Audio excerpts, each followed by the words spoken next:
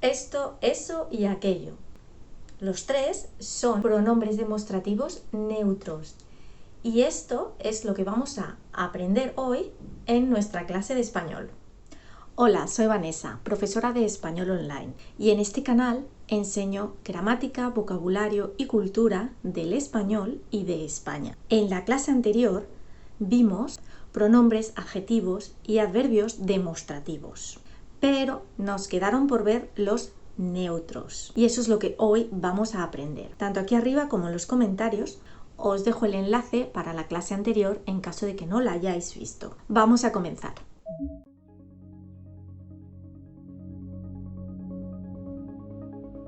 Bueno, lo primero, recuerda que estas clases son completamente en español, así que si te cuesta seguir la lección, puedes activar los subtítulos en español, alemán e inglés para poder seguirla mejor y entender todos los ejemplos.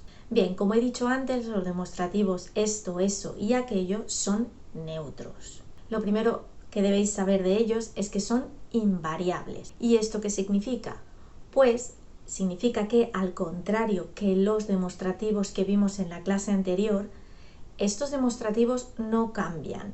No hay masculino, femenino, plural o singular. Siempre se escriben igual. Además, una de las cosas más importantes de ellos es que nunca se van a referir a personas.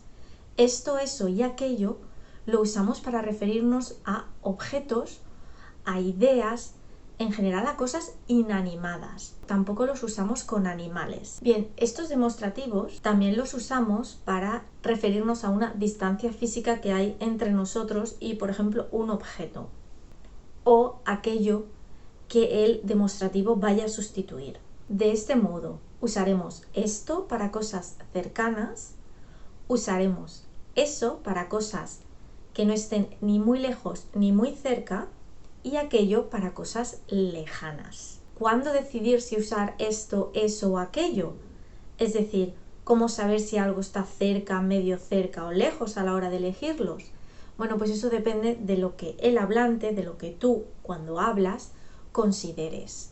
Bien, y ahora vamos a pasar a hablar de cuándo los usamos. Y vamos a dividirlo en 4 usos. El primero, vamos a usarlos para referirnos a un hecho, una situación o una idea. En este caso siempre sustituirán una frase larga o un comentario que hagamos largo sobre esa situación que contamos o esa idea que expresamos. Por ejemplo, si estás contando una pequeña anécdota como esta. En agosto fuimos a un parque acuático. Era un día soleado, pero de repente se puso a llover a cántaros. Todo el mundo se puso a correr como loco.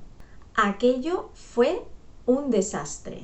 Aquí aquello se refiere a toda esa situación que estoy contando. Un segundo ejemplo. María, ¿has modificado tú las listas de Excel? Sí, claro. Ay, no, eso no se debe hacer. Aquí eso se refiere a la acción de modificar las listas. Y ahora me gustaría que os fijáis en aquello y eso, y en lo que hemos hablado de la distancia, de cuando usamos uno u otro. En el primero hemos usado aquello porque estamos hablando de una situación que hicimos en verano. Es decir, con respecto a ahora, me parece que es un periodo largo, que está lejos de ahora. Por eso uso aquello. Sin embargo, cuando estoy hablando con María, se trata de una situación, por ejemplo, en el trabajo o en el colegio, y es algo que, si le estoy preguntando ahora, es que ha ocurrido recientemente. Por eso uso eso. No es ahora ni tampoco es muy lejano, sino que es una cosa entre medias. Bien, la segunda posibilidad para usarlo es cuando mencionamos algo indeterminado. ¿Qué quiere decir algo indeterminado?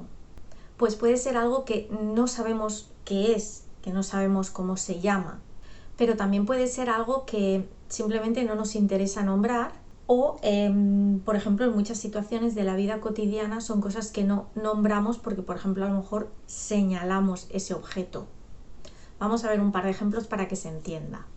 Oye, ¿qué es eso? Esto es un taladro percutor. Aquí lo estamos usando para preguntar algo que no conocemos, ese objeto indeterminado. el segundo ejemplo. ¿Me acercas eso? ¿Esto? Sí, voy a colgar un cuadro. En este caso es una conversación coloquial en la que no decimos la palabra, sino que señalamos simplemente el objeto. Es sencillo, ¿verdad? Bueno, ya nos quedan solo 2. Pero antes, recordad que si queréis realizar algún curso de español de forma estructurada y en grupo, en mi página web tenéis distintos cursos que quizá os interesen, entre cursos de nivel, cursos de conversación y cursos de preparación al DELE. Pero si lo que queréis es seguir repasando puntos específicos de español, también vais a encontrar recursos gratuitos en el blog, en el podcast o en los ejercicios interactivos que puedes encontrar al final de cada entrada de blog. Por aquí debajo en los comentarios os dejo los enlaces. Bueno, y vamos a por los 2 últimos casos en los que usamos estos demostrativos neutros. Lo usamos para sustituir a algo que ya hemos nombrado anteriormente, es decir, algo que ya sabemos que estamos hablando de ello. Por ejemplo, ¿sabes qué? Los alquileres van a volver a subir. Vaya, eso va a ser un problema para mucha gente. Aquí eso sustituye a lo que hemos dicho anteriormente. Y el último es para introducir una información que vamos a detallar después. Mirad este ejemplo, que es muy sencillo. Escuchad todos, de deberes vais a hacer esto. Primero, leer la lectura. Segundo, contestar a las preguntas. Y tercero, realizar un resumen. Bueno, pues ya hemos llegado al final de la lección de hoy. Ahora os voy a dejar un resumen con todas las explicaciones y un ejemplo. Así lo podéis leer todo más tranquilamente. Pausad el vídeo y echarle un vistazo.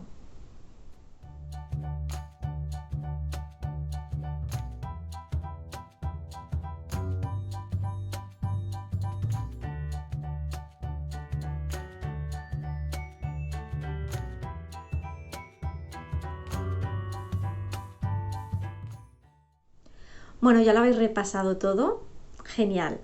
Espero que os haya resultado interesante y hayáis aprendido algún que otro uso nuevo de estos demostrativos neutros. Recuerda que puedes practicar escribiendo un ejemplo en los comentarios usando alguno de estos demostrativos, pero también tienes ejercicios interactivos en la entrada de blog que encontrarás en mi página web.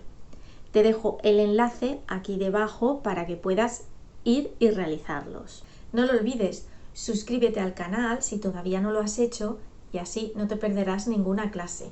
Y por aquí te dejo un vídeo que quizá te interese. Nos vemos en la próxima clase.